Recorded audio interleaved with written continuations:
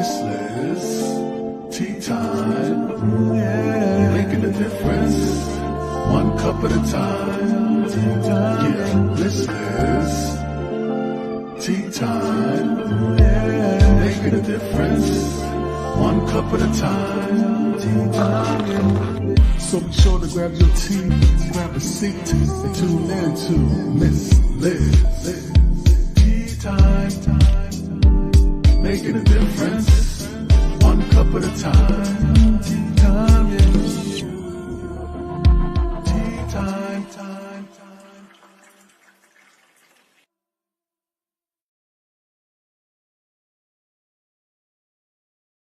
Well, welcome to Tea Time. It is evening tea time, and that's right. I am back, and I have a returning guest from season 3, 4, and now he's on season 5. So I guess he enjoys having tea with Miss Liz.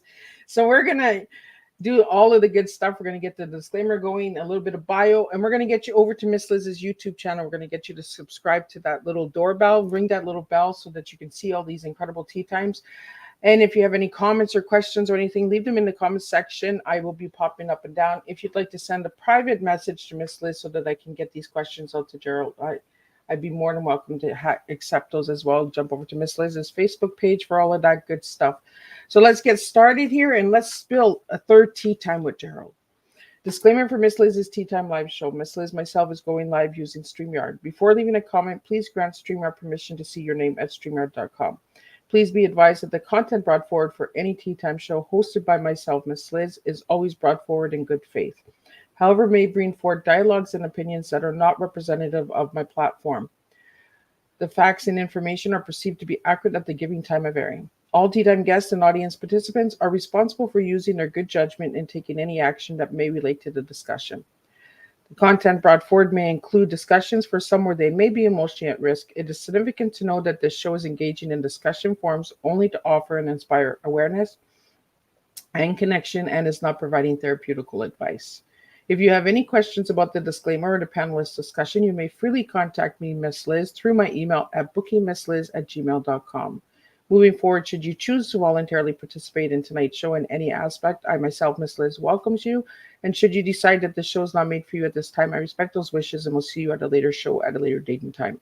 And again, all Tea Time shows are done on Thursday, 3 p.m. and 7 p.m. Eastern Standard Time. If you see a Tea Time on a Monday or Tuesday, it's a surprise Tea Time or a returning guest that got to Miss Liz a little later than the schedule was released. So now a little bit on Gerald. Gerald Everett Jones is a freelance writer who lives in Santa Monica, California. Preacher Stalls a Second Coming is his 14th novel. He has been a longtime board member of the Independent Writers of Southern California, IWOSC, and the host of GetPublished radio podcast.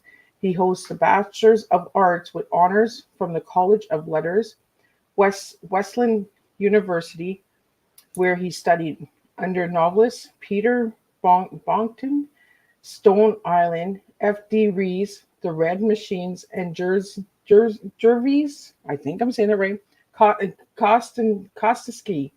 He's going to help me with these. The Painted Bird being there. The issue of book banning is exploring across the country parent activists and lawmakers all demanding the removal of certain books from schools, universities, and public libraries.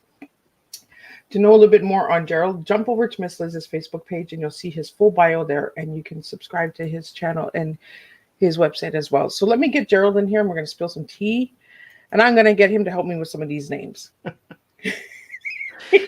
You got my tongue. My tongue is all like, I don't know where I'm going with this. Like, Gerald, help me with some of these names. Well, the most difficult one of those is Jerzy Kosinski, who wrote I think probably the most one that would be most familiar to the audience would be Being There, the one that became a movie with Peter Sellers. And Kosinski, who is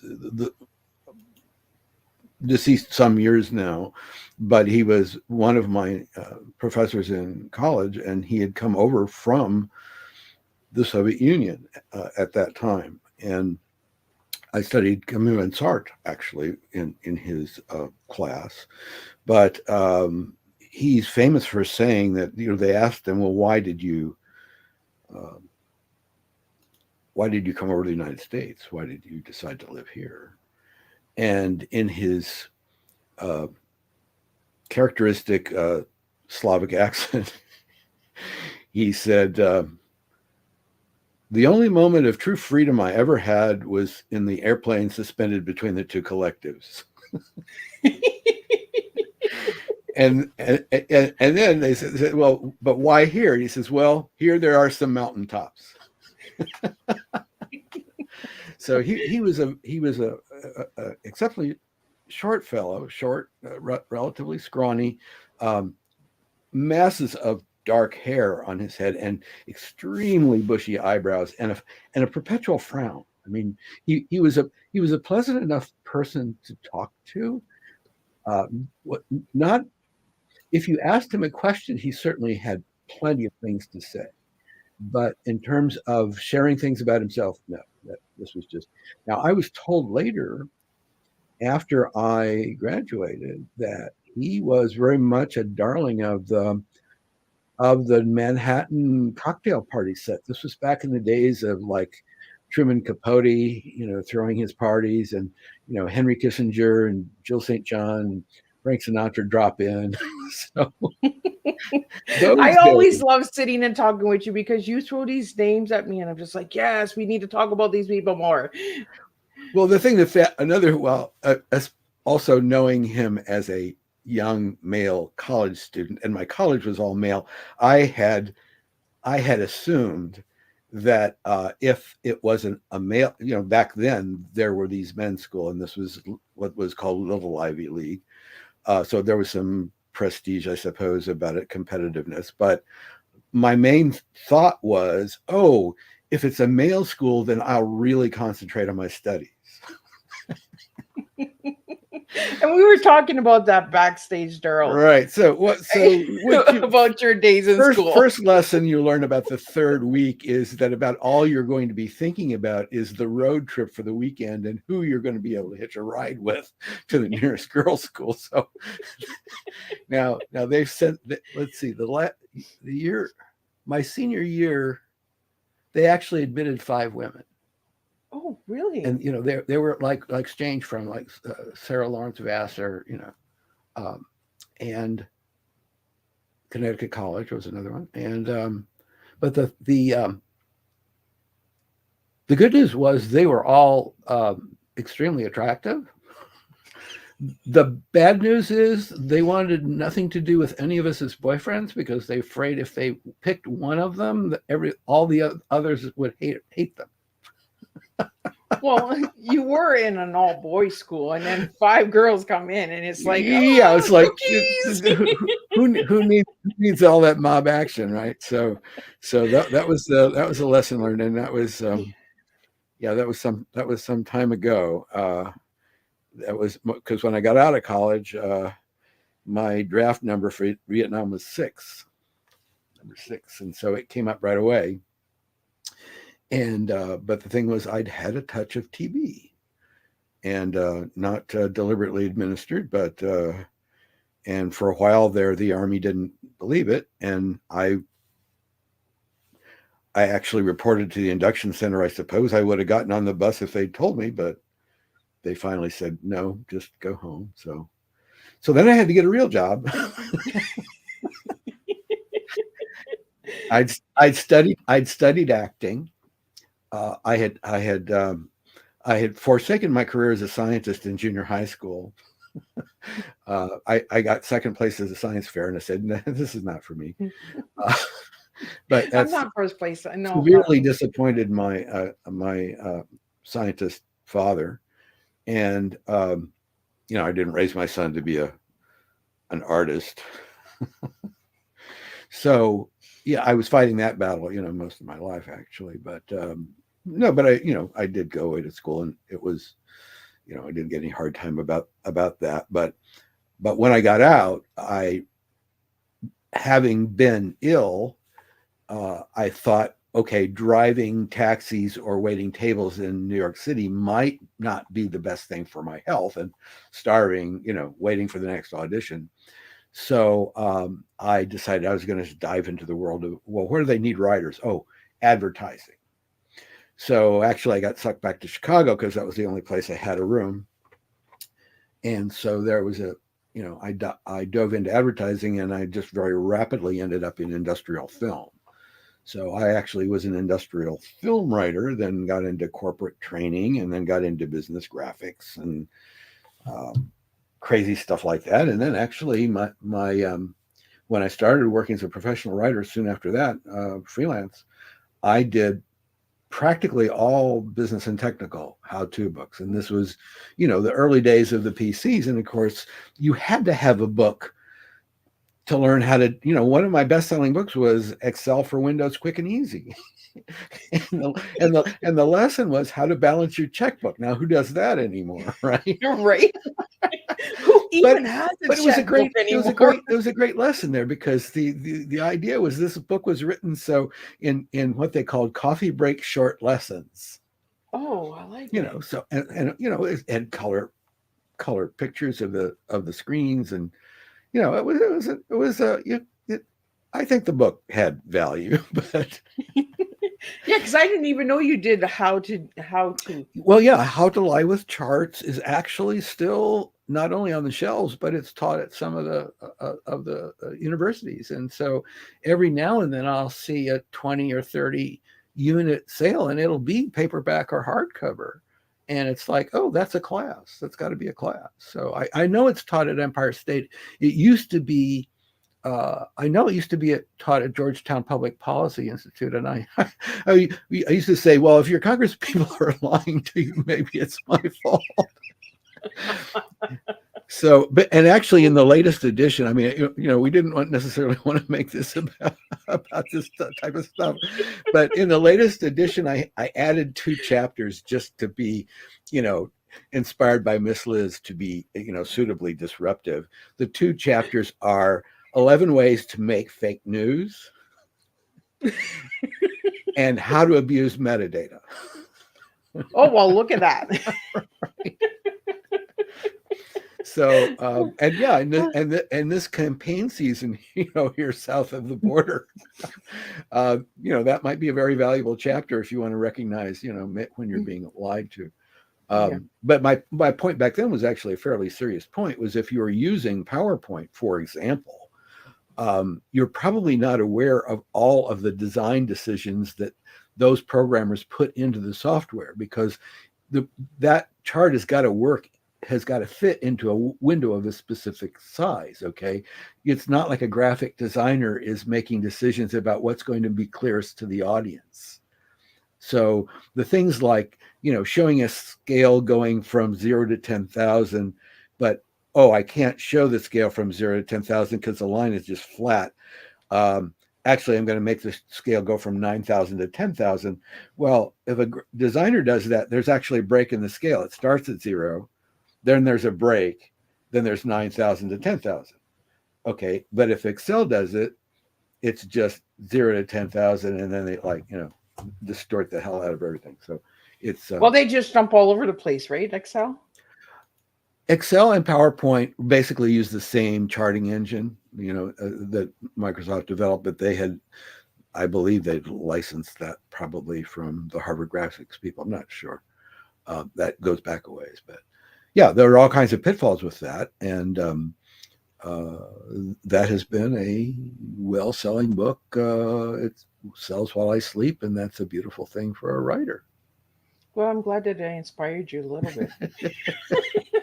I had to recycle the lessons learned from that career, because I was doing business graphics. I was a creative director of a computer graphics center that used a room-sized computer to make little color slides back when they were actually slides, before got projected onto, because the screens were just little 12-inch black and white displays back then. There was graphics wasn't much of a thing. And you notice that we're going back to the small screens, right? Everything's shrinking. Well, the whole tablet idea. I mean, this is one thing. I mean, the good news was when my wife's IBM tablet blew up years ago, I made the deliberate decision to buy her Apple products. And it was, and you know, I almost every day I thank God that Apple has such great product support. Okay. and that the people are so patient. But the thing that I can't really get across is, like a lot of younger people, I stuck my foot in my mouth that way. Like a lot of people who have been living with computers for a very long time, she prefers to do everything on her phone. I'm guilty of that too. I have a And tablet. I an try Apple to say, tablet, and I listen, don't. if you'd like to see a bigger menu, a more robust menu, that, because the thing is, if it's on your phone, I mean, it's even true on the computers these days, but because basically, and Apple does it, Microsoft does it, and a lot of developers do it, they just basically hide stuff because they don't want that screen to look cluttered. Because if it looks cluttered, you're going to go, oh, this is too hard. Okay, so you have to know that if I swipe this way, or if I get my pointer up to the top, whoa, there's the menu. Suddenly it showed up. Well, this is called context sensitive response in the programming community. And the way that is translated is, we're only going to show that dummy what they need when they need it. Because otherwise they're gonna just be so bewildered by all the choices, they're just gonna not know what to do. Yeah. I'm that guilty party that clutters my screen. And everyone looks at my screen, they're like, how do you figure anything out, girl? And I'm just like, I get it. Well, the other thing maybe nobody told you is, if you keep applications open, a lot of applications open, you're hogging your memory, you're hogging your random access memory. And back in the days of Windows, that middle button used to be called a minimize button, you know, and of course it minimized the screen down to the corner. But the thing that you don't realize is that that term also meant it minimized the footprint in memory. It freed up that application's memory for the other applications. So yes, you could keep it more running, you know, in fast idle down in the corner, but it wasn't eating up your resources. Oh, well, that's what my son and my spouse keeps telling me. They're like, Mom, like, minimize some of this stuff. And I'm just like, just leave it alone. It's it. fine. I got it. Last time you opened it was a month ago, and you did. I'm just squashing that brain, right? Yeah, you know, the phone rang, you walked away, and it's like, oh, I didn't realize I still had it. Yeah. So but when they come and but check when in, I they're started like, watching, Mom, how many? I'm like 30 or 40. I don't know. Just swipe. They're like, close it. Get rid of the clutter. You need the clutter doctor. No, but I'll jump back on track here, and because I wanted, and actually there's a good payoff with that, because I probably spent a good 20 years writing those kinds of books, and I had a very high-powered agent for that, and I was writing for mainstream publishers, and I wrote to outlines. And if I departed from the outline, I got my wrist slapped because I had an editor on my shoulder like 24/7. Okay, but I go and you know, this was the agent with, you know, the Dummies books, the Chicken Soup for the Soul books. I mean, this was a very profitable nonfiction agency. And I said, you know, hey, I'd like to, you know, I'm really going to turn my attention to fiction because, you know, life's too short and there's a lot of things I want to do. And it's like, have a nice life. Nice having you in the agency. Send us a postcard when you know, when the movie rights sell. Well, I can send you a postcard from 40 weeks ago.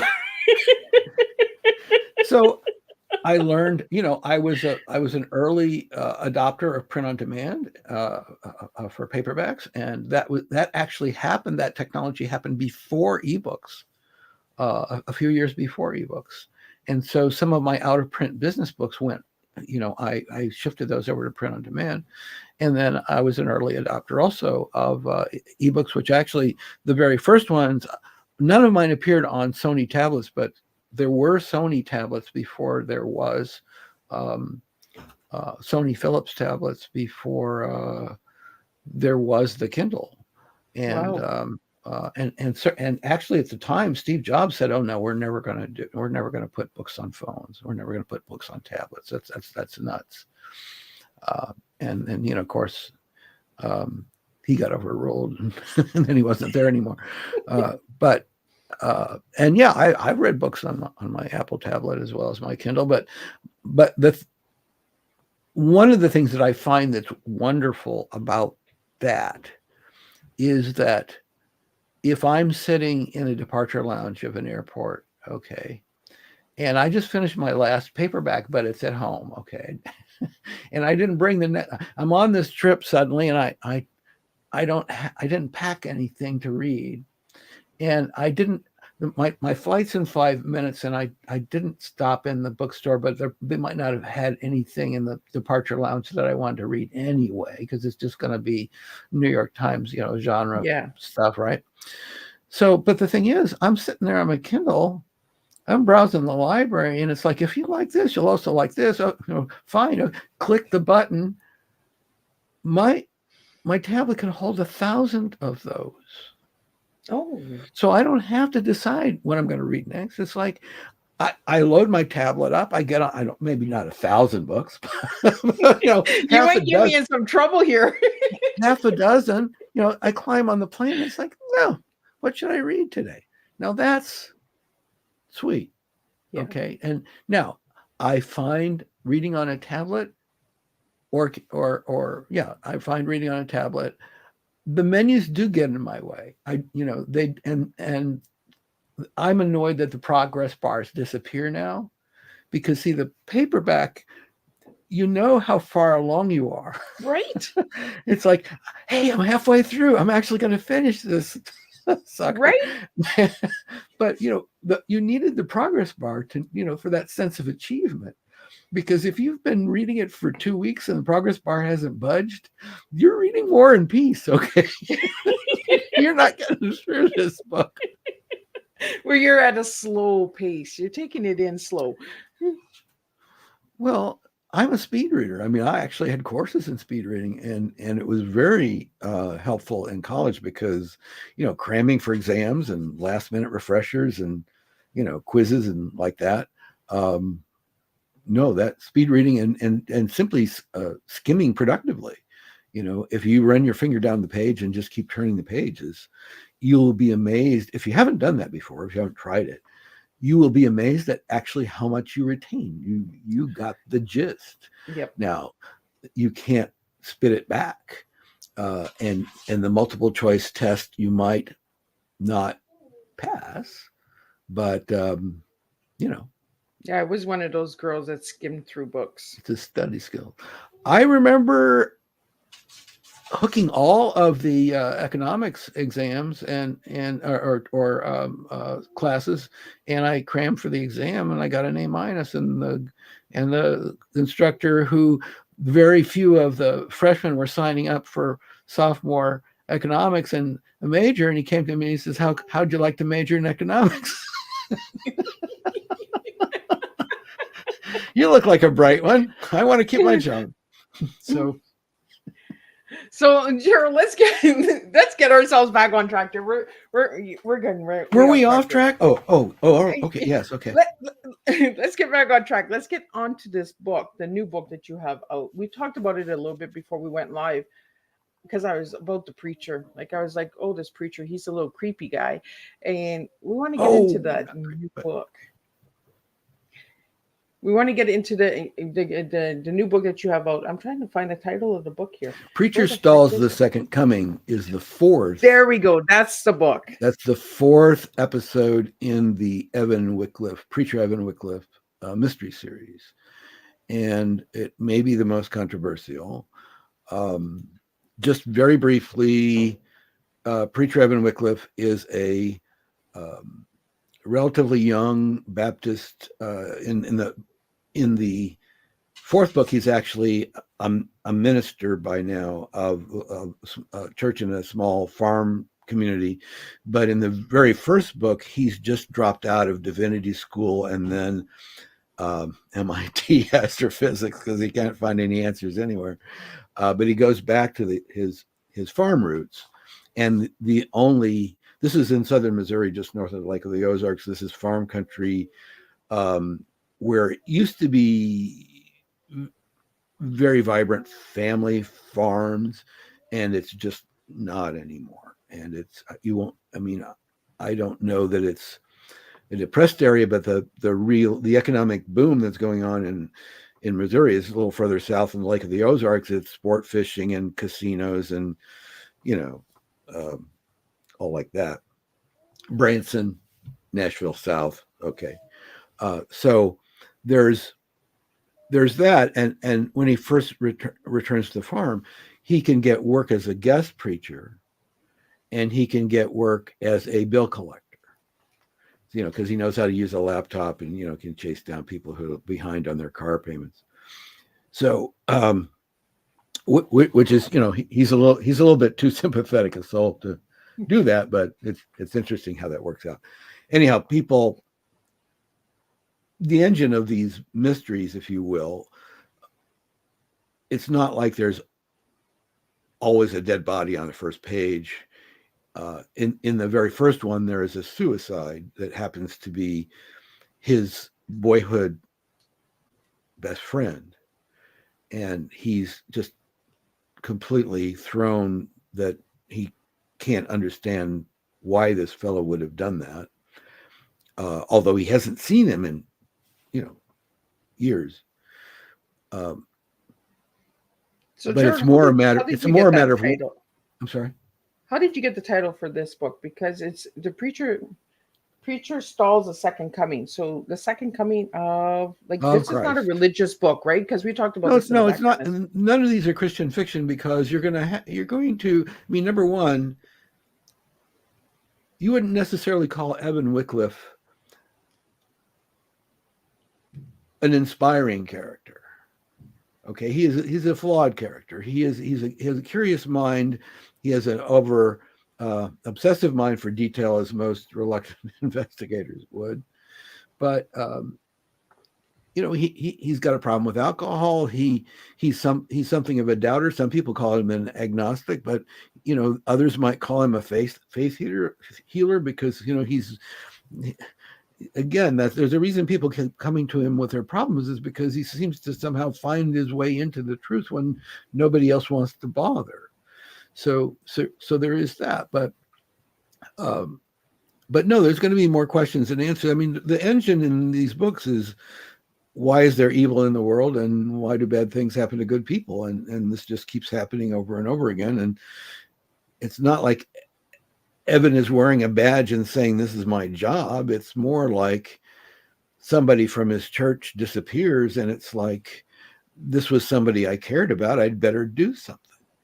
So the first book, Preacher Finds a Corpse, is more of a why done it. And it's there's some teenage jeopardy, child abduction in the second book. It has to do with the casino culture and some of the, you'd call it mob activity down there. And then this is fictional. Okay. No, not going there necessarily. In the third book, Evan's new wife is in an auto accident, falls into a coma. This is called, the title there is Preacher Raises the Dead. And this one happened during COVID, and he's actually taken on the role of a full-time minister. And so during COVID, he's having to visit the sick and the dying, one of whom happens to be his dear bride. So he's faced with all, and then he's having to not only officiate at weddings, which might have been handled over Zoom, but he's also got to officiate at funerals, which are kind of necessarily live, right, or not. But in Preacher Stalls the Second Coming, you've got an unscrupulous cult leader who is a preacher, a televangelist. He's got a wide following, large base of believers, and he has started a religious compound there in the rural area, and he's inviting disadvantaged and homeless people there on promises of food, and they're showing up in droves. But the problem is, once they get in, they can't get out. There's actually a movie I just watched about this. Well, this has happened a few times in history, and there's some other things going on elsewhere in the world these days that are rather like this, but we can't talk about them because those people haven't been convicted yet. So, yeah, or if they're going to be, I mean, I don't know. This is fiction, but at the same time, the fact that there are now hundreds of people housed inside this compound and nobody knows what's going on inside. Well, the authorities are reluctant to go in there because, number one, this guy is not preaching anything any different from what other big time evangelists have taught. End times, prepare yourself. He's coming again. Be ready. Fast. Telling people to fast is not illegal. Okay. Yeah. But then also, it turns out that he may be planning to fake the second coming of Christ using three-dimensional virtual reality technology. Oh, look at that. And all he has to do is convince the people who are there. He doesn't necessarily have to convince the world. Okay, so this is relatively, with today's technology, this is a pretty achievable thing, especially if they're, if they've been told to starve to do themselves in so they'll see Jesus sooner.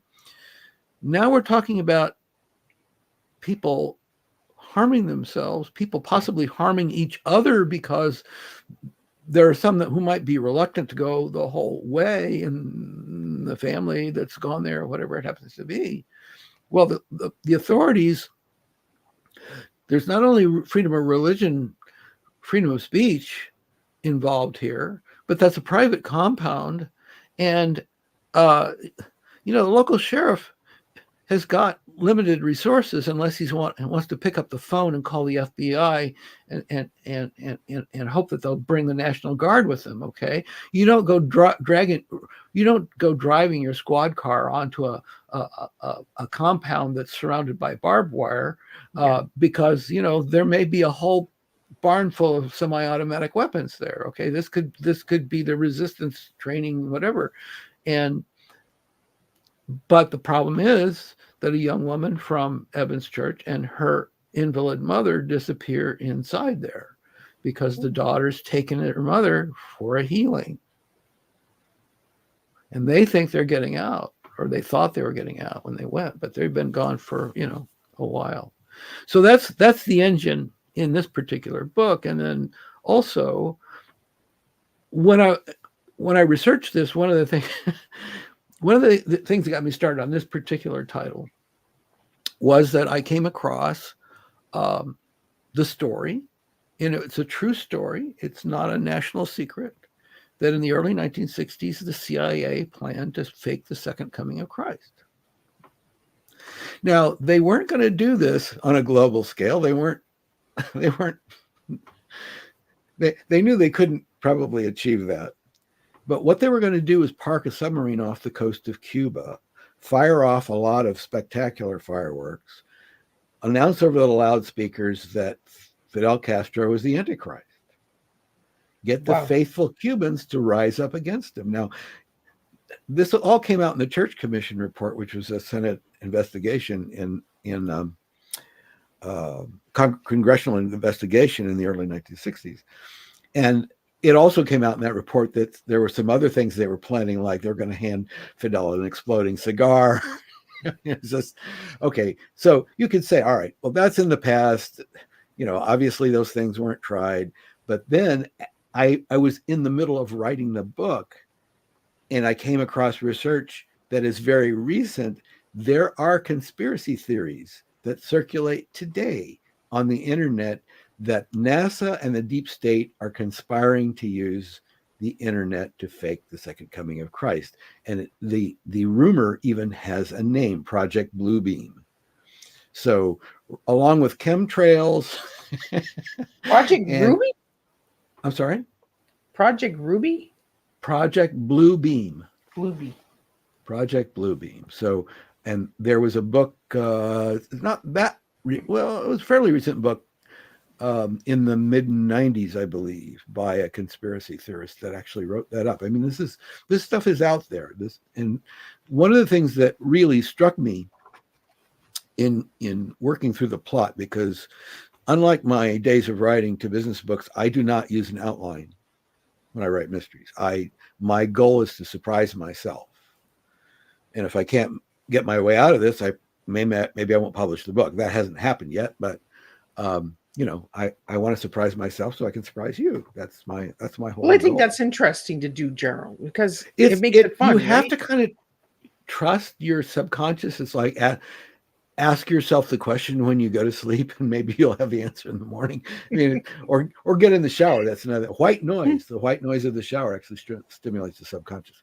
Anyhow, as I was getting into the plot, and I thought, well, wow. I mean, the times that this has happened before, very often it's been in third world countries, or it's been in really remote rural areas. And so you can understand how something like this could go on and people wouldn't know about it. But I was really worried that in today's world, when you've got, GPS satellites and overflying drones and Google mapping and all this other stuff, where is there a square inch on the planet that people, unless the government has blocked that out? Where might have been. where is there a place that this would be able to go on undercover? And then I realized, no, that's not what's going on today. We're living in the post-truth world. So the day that anybody finds a body on that cult leader's compound, his influencers and enablers publish, their own alternative videos, and they're saying, oh, these are just body bags stuffed with pillows. This is the deep state trying to convince you that they're doing something bad. But I mean, the dialogue here, we've had some very unnerving and bizarre dialogue here again south of the border in our campaign year, and it's like, I didn't think I would hear the word internment camps mentioned in a contemporary context. Right. And so of course there have been conspiracy theories over in the recent years that, oh yes, these abandoned army bases, presumably the government's closing them to save money, but no, actually they're retrofitting them so they can house, you and me there if we happen to speak out, or we'll be lined up against the wall, whatever it happens to be. Gently, remember. Well, and the other thing about you've got, and I think the other thing that I think is very timely about this idea of a cult leader, of an unscrupulous evangelist, and we've certainly had a few of those, but none necessarily who've been accused of this type of crime, but one of the things that becomes very clear when you're paying attention to the news, which some of us are allowed to do, right? No, but not only in this country is now the word authoritarian being uttered in the political discourse. Again, another word that I didn't think I'd ever hear in the land of the free and the home of the brave. But, authoritarian leadership elsewhere in the world, and, on the rise. Now, certainly there have been factions in the past, and they've come and gone, and they, and then, we've got leaders like Berlusconi, in the past, who was actually convicted. I think they convicted him on financial fraud. They didn't get him on other types of abuses, but he ended up with, I want to say, a 2-year sentence, and yet I don't think he was ever behind bars. I think he wore a wrist bracelet for a while, and then he did community service. And after, but unlike Bolsonaro recently in Brazil, who has been banned against future holding office, Berlusconi came out of that 2 years and went right back into politics. So it's not like, politics is another kind of prison, right? well, but the thing, but also you wonder, okay, fringe groups and power groups and cults and various types of interest groups, okay, be they on the left or the right. One of the things you wonder why all over the place, not just here. It's not just this one, not just a personality, but all over the place. There's this thirst for not only strong but powerful leadership. Okay, the strong man who stands up and says, "I'll make the bad man go away." Well, history tells us if you're hearing that might also be a bad man, and might not end up well. But the thing that makes this more plausible, more understandable, I would say, is I got a few years on you, and in my elementary, now do you? in my elementary school, I'll admit it. It's like, all right, this used to be white, but it was about a week ago. Mine was white and gray, but okay. Well, we're this is a post-truth world. Okay, nobody in Hollywood sends out their latest headshots. Doesn't happen. So, but when I was in elementary school, there was one thing, nuclear warfare, that we knew about that could end the world. Okay, today's school children, pick your reason: climate change, nuclear warfare, cybercrime that shuts off all the electricity and you can't get, and the supermarkets closed down, or that caused the dams to burst open, or there's at least 24 world, and that's right, and the meteor that can hit, or the sudden ice age because they got the climate change calculations wrong. That's another one. We are actually overdue for an ice age. They're supposed to happen every 20,000 years. It's been about 19.9. Right. I think an ice age needs to happen. We need an ice age. Well, provided it didn't happen too quickly. If it took another 1,000 years, you and I might not care too much. But I guess all I'm saying is this sense of terror, this sense of insecurity, of just make it like it used to be. Yeah. And wanting it to be like it used to be doesn't necessarily mean that these people, whether or not they have an understanding of the history of the 1950s and 60s, of how bad some things were then, okay, that's not the top of their mind. The top of their mind is, there were television series about happy families in the suburbs who had, 2 cars and a washer and dryer and a refrigerator and a freezer. Okay, I recently spent 2 years living in Kenya, and the thing that and it was in a resort town on the Indian Ocean. Okay, my wife was involved in child welfare, and she was teaching underprivileged women, unwed mothers actually, and so this was the working class, if you will, the people who worked in the resorts, and there were the people who were doing the lucky ones that had jobs in the kitchen and whatever. But realized we stayed in a resort hotel it was a residential hotel. It was a small place. It was not a new building. It was not a luxury place, but it was a nice place to live. But there were no washer and dryers there.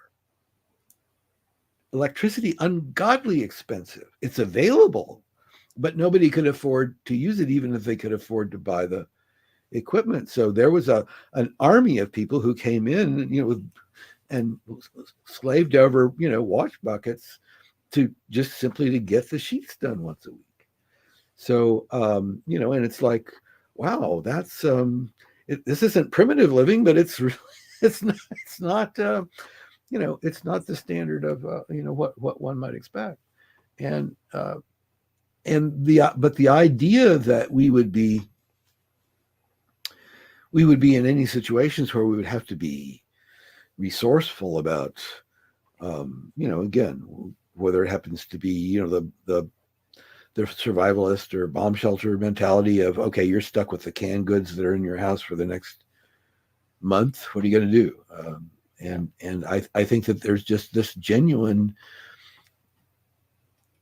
fear that everything could get out of hand, everything could spin out of control.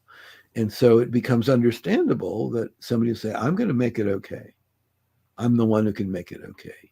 And this has happened in history before. And for some people, they did make it okay.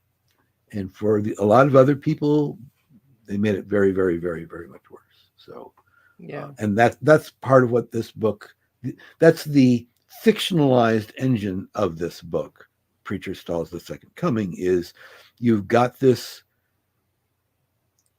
cult leader.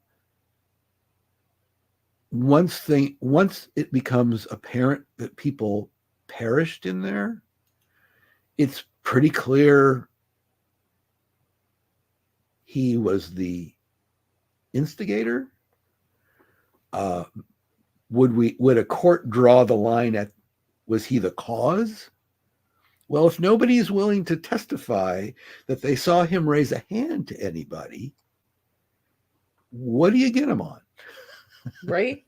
I mean, what do you get him on? and the thing is that when people check into that farm, not all of them are poor. Some of them have vehicles, some of them have farms, some of them have, they may have modest houses, but they're signing their assets over.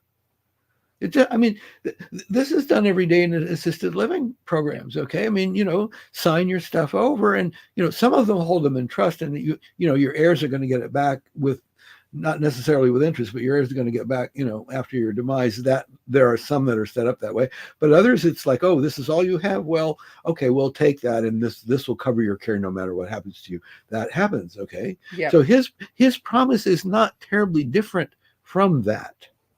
That as long as there's a contract, a valid contract, that is legal. Okay. Or, can be legal. So, Gerald, is there a book 5 coming for this seat and for this series? What did you say? Is there a book 5 coming for this series? I told myself after I wrote this one, I thought this one was it was definitely exhausting. It was pretty complicated, and I thought, well, maybe I should just spend the next 6 months talking to Miss Liz and her friends. We're gonna do tea for 6 months. And of course, I woke up one morning and it's like, crack the laptop, and it's like, what if the next one isn't quite so dire? And I just felt as though maybe I would. So the tentative title was Preacher Faces the Music, and he ends up in Nashville. Ooh. I thought you were going to come to Miss Liz's land. Yeah, but the trick is getting back. You just never know, right? Once you're in, you're not getting out. back. Depending upon how long I stay there, the trick is getting back. Gerald, I want to get into your tea because we're almost at the end. We're having so much fun here. So this time you gave me thoughtful and enthusiastic. Did I get it right? And artist. Thoughtful. Is what you gave me for enthusiastic. Oh, and artist. Thoughtful and enthusiastic artist. Yes, I got it right. Look at me, bing, bing, that bing. Would be me, yes. Oh, that would be my. That would be my aspiration, certainly. So why those 3 words this time? Well, the preacher Evan Wycliffe, I know I have written in other genres, and I've written literary fiction, and I've even written romantic comedy, prize-winning romantic comedy. But I mean, one of my esteemed colleagues and reviewers, when he was writing about the Evan Wycliffe series, he said, "This is literary fiction masquerading as mystery," and I would say that was a really nice accusation. and so the idea that, and this is one of the things that I think.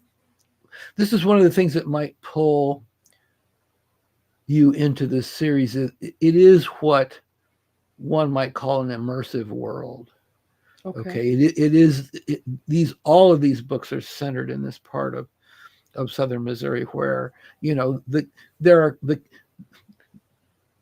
Coralie Angelides, the waitress at the local diner, the come on in, you're meeting her, every time Evan gets discouraged, he just goes in for a stack of pancakes, and she's going to get a lot of local gossip from her. Okay. So you get the feeling. So here's a place to live. That's not the place you live now. And it's like the French novelist Stendhal, who wrote The Red and the Black. He wrote that in 1814. Supposedly it was the first psychological novel because it also talked about what people were thinking. The internal monologues. Novels hadn't done that up to that point, okay? But Stendhal said, the people in Paris are wiser than the people in the country. They're not smarter than the people in the country. They do read, but they read novels, and they see the consequences of bad behavior. Because, see, in the country, Catholic country, especially back at that time, 1814, there was not anything but Bible stories to know if you were living in the country. And you got those from the priests. The church didn't allow you to read the Bible yourself. So are you paying attention to that stuff? The 2,000-year-old, lessons learned, whatever? Probably you don't think it relates too much to your life. I mean, I'm sure there was some people, but if you're picking up the latest Balzac novel in Paris, and you're, one of which is entitled, the plot's in the title, A Harlot, High and Low. Okay, there's one that would leap off the shelves today. So you're reading this, steamy stuff for back then, but you're finding out that, it's a really bad idea to cheat on your wife. It's a really bad idea to to try to despoil 14-year-old girls. And all that stuff's in Balzac. I mean, and one of the things I'm really drawn to about somebody asked me about technological change, and I was talking about impacts on arts and writing, and I would say streaming series have had a huge impact on literature and on filmmaking, because novelists in recent years aspired to at least sell the movie rights to their books, okay? But if you sell the movie rights, your book is going to have to be compressed into 2 hours. What in the back in the day we call the Reader's Digest version. Okay, so basically all the interesting detail gets squoze out. So are you gonna send any of these books for movie release? Over here on the left coast, you don't send anything to anybody. You'll get back a polite letter saying, with a stamp on the envelope that says returned unread and unopened for legal reasons. So unless your new best friend, deliver. Unless your new best friend is a top agent at CAA, you're probably not going to get it. That's a separate. But basically what I'm saying is that with streaming, Succession, you've got 13 episodes in a season, and you had, what did they have, 7 seasons and whatever. You have the ability to have an episode, at least an episode for every chapter, maybe multiple episodes for every chapter. Some of your supporting characters can have their own complex subplots, can have their own episodes where the main characters are just kind of like, you just see them getting on a plane, right? So in terms of character development and arc and detail, so with streaming, I don't know about you, but I love to stream, to binge watch an entire series that I thought that I, didn't know anything about. Okay, so I get now, but one of the things I've often said, stop me if I've said this before. Oh, now he's asking me to remember. I have never walked out of a movie house after watching a feature film and said to myself, I really miss those guys. But the day after I screened the last episode of Succession, it was like, what am I going to do? Is there any more of this? I need it. What happens to them? Right. And the thing that's really wonderful about this, it's like, okay, you can say what you want about the rights and the economics and the fact that how producers amortize their expenses, and they shoot an entire season in the space of time that people would, or used to shoot a whole feature. But you can say what you want about that, but back in the day, we're talking about Balzac in the early 19th century, Dickens in the late 19th century. Their chapters of their books, they were paid by the newspapers, chapter, every issue. Wow. And there were people waiting on the steamship docks for Dickens, for a bundle of newspapers to be dropped on the dock so that they could grab one to read the next chapter. And, whatever it was a Great Expectations, David Copperfield, whatever it happened to be. I mean, and that was the other thing. I hope you don't mind my saying this, but a host the other day asked me, said, okay, well, you're a mid-list author, whatever, you haven't been New York Times bestseller list, whatever. What's your definition of success? Now, you might say, oh yeah, sell the movie rights, so pocket $500,000 and some points or whatever. My definition of success would be, fast forward 100 years from now, walk into the college and grab the syllabus from the English professor. If my book's in their syllabus, that's success. Wow. And you can look back over the history of literature, and there are books on that syllabus. Now, I don't know how many books Stendhal sold in 1814, but I guarantee you it wasn't 1 million. Okay. So, but there are 1 million books published every year in our wonderful world of digital self-expression and explosion of information and all like that. And the other thing is that, yes, an indie published book cannot be submitted for a Pulitzer Prize. Oh. A major publisher has to submit it. You can't submit yourself.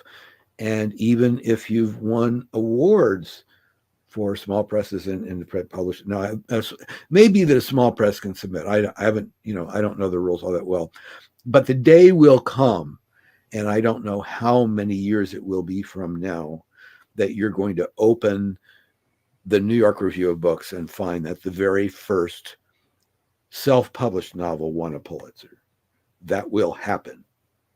That will happen because stuff gets overlooked. I mean, they can't read 1 million books a year. AI might be able to read about 1 million books a year.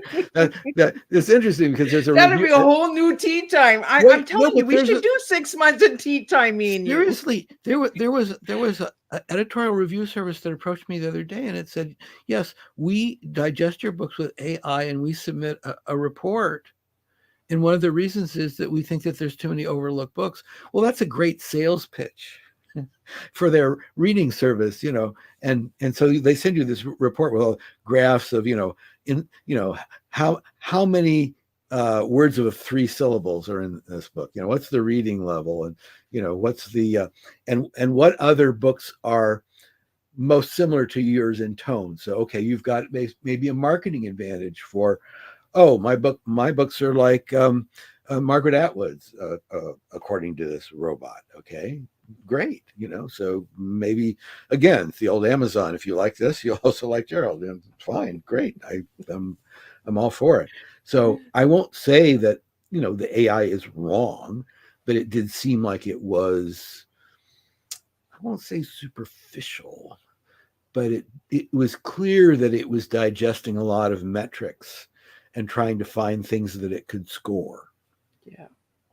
So I don't know, but I would say reading a book with not only understanding, but not only sympathy, but perhaps with empathy in the future. I mean, movies, certainly, you know, movies are emotional roller coasters. That's what they are. That's what they're supposed to be. And it's supposed to take you on a ride. I mean, that's the whole thing. And, you know, I think it was Jodie Foster who said, you know, as a producer, she said, you know, people aren't going to remember a word that the actor says, but they will always remember the emotion that was under that key scene. They're going to remember how they felt when he said that. They well, I don't remember he said it. Oh. And that's movies, and that is a difference from, because books are very, is it left brain, right? I think left brain, right? I think books are very left brain from that standpoint. So you can read a book and you can be analytical all the way through, unless that writer found a way to drag you onto that roller coaster and, you know, take you there. But then again, a genre book that's a roller coaster, that might be masterfully done. That might get your breath, you know, your heart rate up. But after you put it down, it's like, you know, it's like eating a box of crackers. It's like, it's just okay. Oh, and by the way, don't drink anything after you've eaten the box of crackers, because your stomach's going to expand and you might have to go to the emergency room. Oh. If you eat enough crackers and drink enough after you've done it, they will expand. It always takes us on an adventure. And you will know what's wrong, because your stomach is going to hurt. Okay. Now, see, we were talking before, lesson learned. Right? I didn't hear this from experts. Well, it's always a pleasure having you here on Tea Time. We should do a 6-month Tea Time, because we always have so much to talk about and we always have a blast. If anybody would like to, oh, for sure. Right? Yeah, Absolutely. 13 episodes, you know, 7 seasons. That'd be perfect. The series of Miss Liz and Gerald. You never get tired of these guys, Liz and Gerald. Gerald, before we go, how can people reach you? It's GeraldEverettJones.com. That is the author's website. And by the way, my peanut gallery is sounding off here. My Jack Russell Terrorists, must be somebody at the door. Yeah, GeraldEverettJones.com. And there are actually complimentary ebook downloads there for, you know, I can't insist that you leave a review, but I would strongly encourage you, you know, reviews on Amazon do, you know, rising tide raises at least my boat. So, right. You know, please do. And, you know, and I'm hoping that, I mean, the Preacher series, you can read them out of order, although they are chronological, but I do make sure that if there's anything that was in the prior book, that you're going to get a sentence or two about why it's important for you to know that. So, you know, there is something of a technique to, you know, book series. And also you want that main character, that investigator, if it is the investigator, to have an arc, to have a character arc. You want that not only over the course of the one book for it to turn out the way it turns out, and for the bad actors to, whatever consequence occurs, whether they happen to be punished or get away or there are things that are still a puzzlement. That's all possible. But the main character, Evan Wycliffe, is definitely a different character at the end of Preacher Stalls' The Second Coming than he was at the beginning. And I would venture to say he probably has more questions at the end of the fourth book than he did at the beginning of the first book. But I will also say that one of the addictive qualities of reading these books is you begin to think along with him, and it's like, yeah, what about that? What about that? What about the idea that you know in the church we're teaching eternity, the life in eternity. Well, okay, just the other day the physicist told us the universe expands to the point where there's nothing but dust. The difference between 2 grains of dust is going to be light years. Okay, no, there's no complex structure, brain or otherwise, that could exist in that space. So does God have a brain? Does God think? Does God require a complex structure to take care of us, let alone do we survive in any kind of form that would have a thought? So they're saying thought is not possible in that, but then there's science fiction that's been written about that, broke his brain, about the universe reconstitutes itself. Really, there's still questions. And we're gonna bring Gerald back, because we're gonna do a series, because me and Gerald, we could talk forever. But it was really a pleasure having you back again. Romantic comedy, we can do that one. I Gold Award in romantic comedy. Oh yeah. Oh, that one's about Hollywood.